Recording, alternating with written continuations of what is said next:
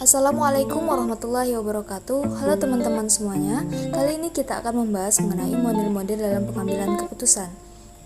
Sebelumnya, perkenalkan nama saya Siti Zarina, NIM 12040126332 dari kelas 5C Program Studi Pengembangan Masyarakat Islam Universitas Islam Negeri Sultan Syarif Qasim Riau.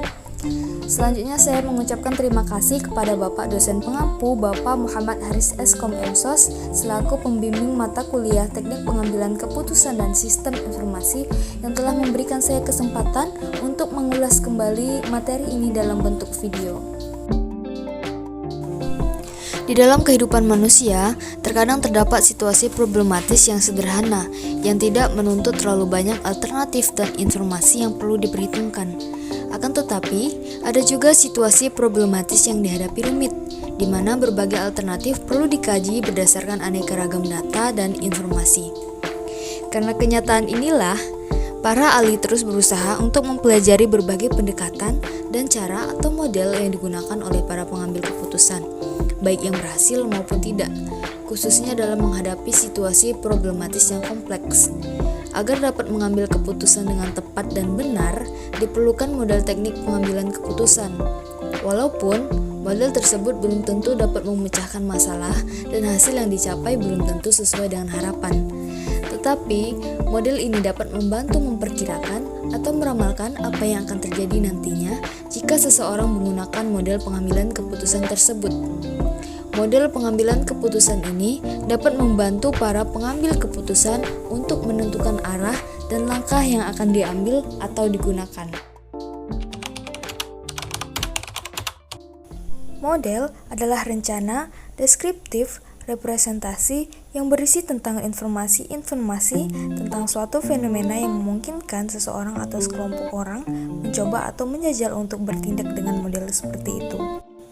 Sedangkan pengambilan keputusan adalah pendekatan sistematis terhadap suatu masalah serta proses memilih atau menentukan berbagai kemungkinan di antara situasi-situasi yang tidak pasti dan memilih salah satu di antara pilihan-pilihan.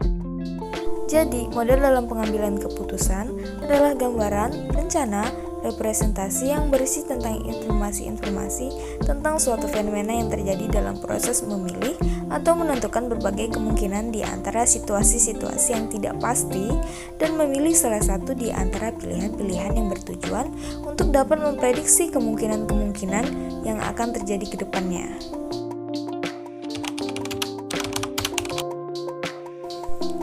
Pengambilan keputusan merupakan daya pendorong kegiatan operasional baik individu, kelompok, perusahaan, organisasi, dan pemerintah.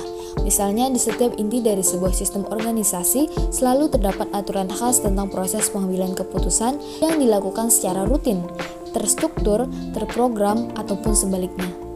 Proses pengambilan keputusan yang merupakan kegiatan rutin dalam organisasi menyediakan sejumlah alternatif solusi dan konsekuensi dari setiap solusi atas masalah. Pemilihan alternatif terbaik yang dilakukan dengan tepat pada akhirnya akan meningkatkan efektivitas organisasi. Berikut beberapa model pengambilan keputusan sebagai berikut.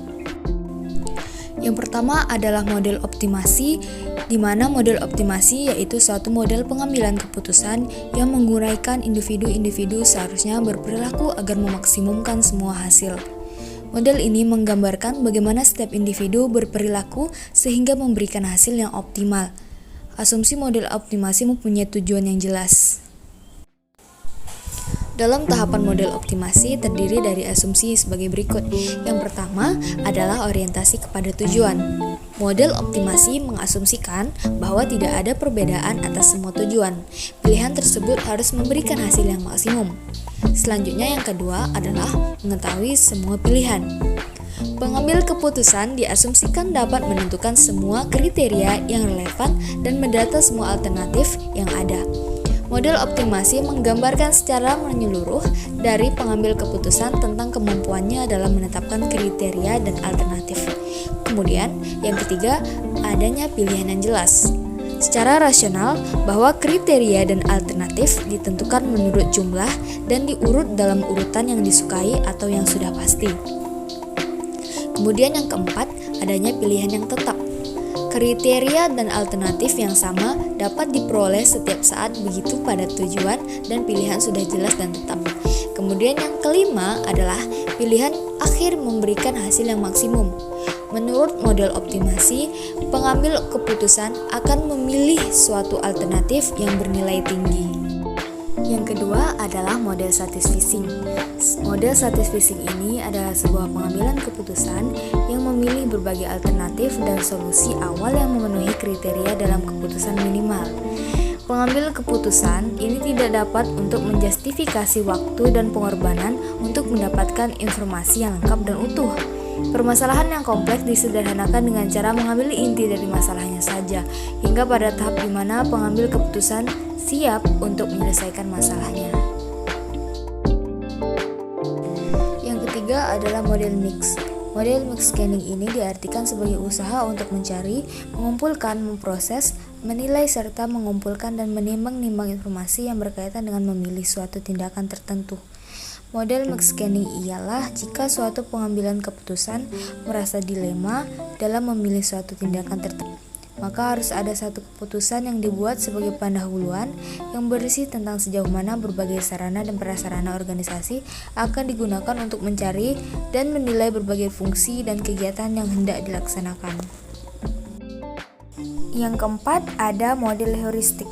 Model heuristik adalah bahwa faktor-faktor internal yang terdapat dari dalam diri seseorang lebih berpengaruh dibandingkan dengan faktor-faktor eksternal. Dengan kata lain, seseorang mengambil keputusan lebih mendasar kepada konsep-konsep yang dimilikinya yang disesuaikan dengan persepsi diri sendiri tentang situasi problematis yang dihadapi. Dalam prakteknya, model ini digunakan jika mengambil keputusan tidak memiliki kemampuan untuk melakukan pendekatan matematikal atau juga mengambil keputusan tidak terdapat kesempatan dalam memanfaatkan berbagai sumber yang ada untuk melakukan suatu pengkajian yang bersifat kuantitatif. Baik, teman-teman, itulah beberapa model dalam pengambilan keputusan yang dapat kita bahas pada kali ini.